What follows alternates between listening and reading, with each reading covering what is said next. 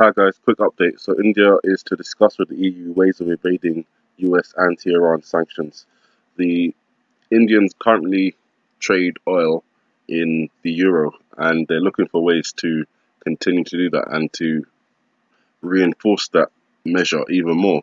So you've got India obviously backing up Iran, and obviously moving even more so away from the dollar. And then you've got the EU and China vowing to uphold the Iran nuclear deal, and that includes the European Union and China saying they will do their utmost to keep afloat an international agreement to stop Iran developing nuclear weapons, despite the US abandoning the pact. Speaking alongside EU Foreign Policy Chief, he said the agreement had been endorsed by the UN and that every party has the duty to implement it. China, Russia, and the Western European powers of UK, France, and Germany all signed the 2015 Iran nuclear accord and were scrambling to save the pact following US President Donald Trump's decision to quit the agreement and reinstate sanctions. Beijing, Iran's top trade partner and one of the biggest buyers of its oil, has signaled that it intends to keep working with the Islamic regime despite the US move. Next week, China's President Xi Jinping will meet Iran's Hassan Rouhani on the sidelines of the Shanghai Cooperation Organization meeting on June 9th to 10th in Qingdao, according to Wang. Russian President Vladimir Putin will also attend the summit. So you've got Xi Jinping, Vladimir Putin, Hassan Rouhani, all attending this meeting on June the 9th through to the 10th. So that's another, I've already mentioned June the 9th, but it's another event to add to that particular date, and obviously extended into the 10th in this respect. So there is a lot of things going on in June. One of the things I forgot to mention is the summer solstice on the 21st of June. I'll put it in the description part of my last video, but I thought I'd just mention it now. Prince William's birthday, same day as well. Thank you for the comment. I can't remember the subscriber's name. Please forgive me on that point. But then we have NATO saying that the NATO alliance won't aid Israel if Iran attacks. So NATO Secretary General says the alliance wouldn't come to Israel's defense in case of attack by arch-enemy Iran.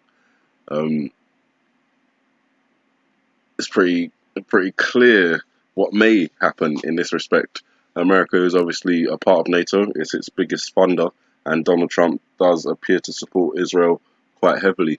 If it did come down to requesting NATO's assistance for Israel and it was refused, I'm sure that would be another deal that would be on the chopping block.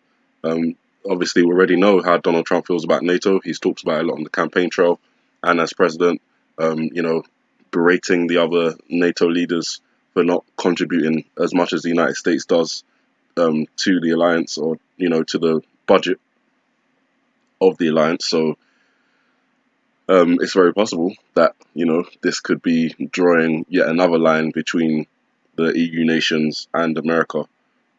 We've got the trade war, and that's obviously separate but connected to the Iran sanctions, the Iran nuclear deal, which sanctions will be imposed on any companies that continue trading with Iran.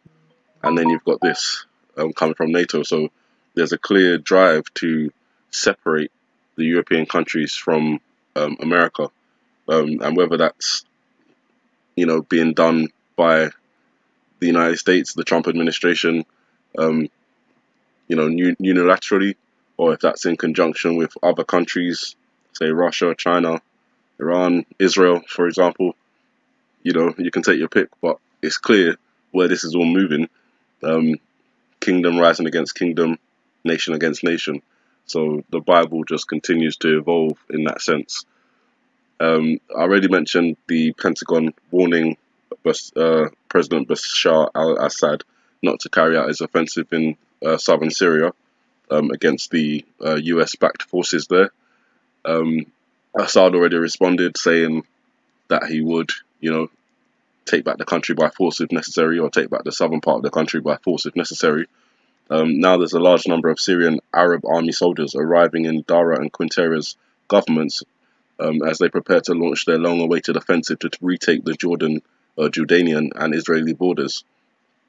So, according to the military report, the Syrian army's high commander redeployed much of the Republican Guard troops from Damascus to the Al-Qunnitra government on Friday. In addition to the Republican Guard, several units from the Tiger Forces and Raqawi tribes made their way to the Dara government in order to position themselves for the upcoming attack on the provincial capital. So there's a conflict brewing potentially in southern Syria. And my thoughts on that are just, okay, you said as America and as Israel, you're going into Syria to defeat ISIS. ISIS, according to the reports from both sides, is pretty much defeated. So now all you've got left in southern Syria is US-backed forces and Israel.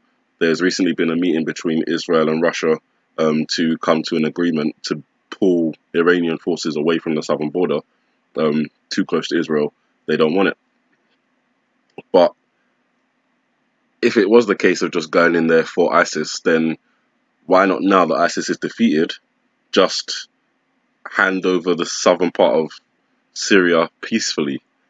Here you go, Bashir al-Assad. Here's your country back. We can take our troops home like Donald Trump is saying he wants to do. Israel can be happy partially that Iran isn't close to its border, and there can be some semblance of normalcy that can resume in that part of the world.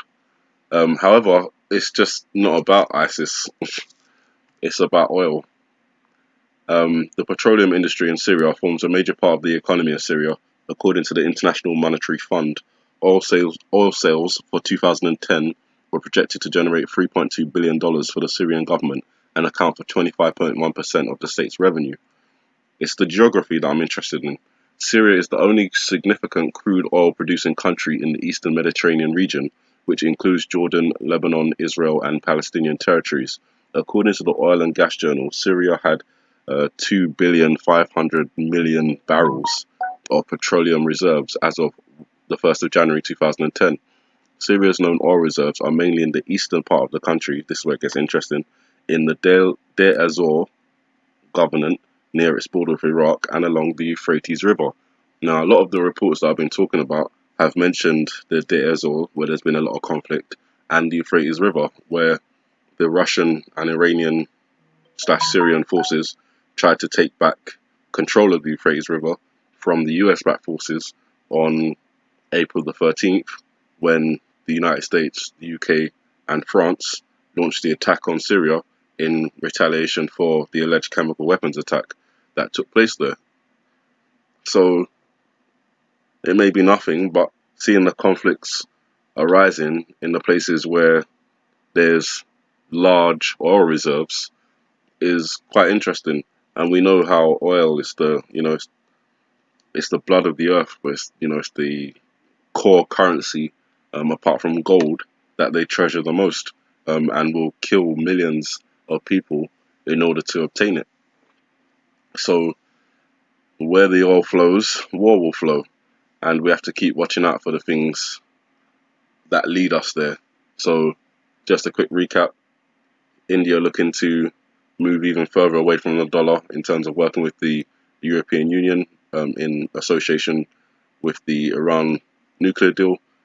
China and the EU also working together in order to kind of curb the effect of this, of the United States withdrawing from the nuclear deal. NATO saying it won't back up Israel. Obviously, the United States is a part of NATO, so how will Donald Trump respond to that? If it does come down to needing NATO's help in that respect. And then we get onto the potential conflict that could be ready to kick off in southern Syria, because there won't be a peaceful handover of the southern region for whatever reason. And one of those reasons could be because of the oil there. That's the real reason there's a conflict in Syria at the moment. And then obviously Iran is another one. So you guys have a good morning, good afternoon, good evening, and God bless.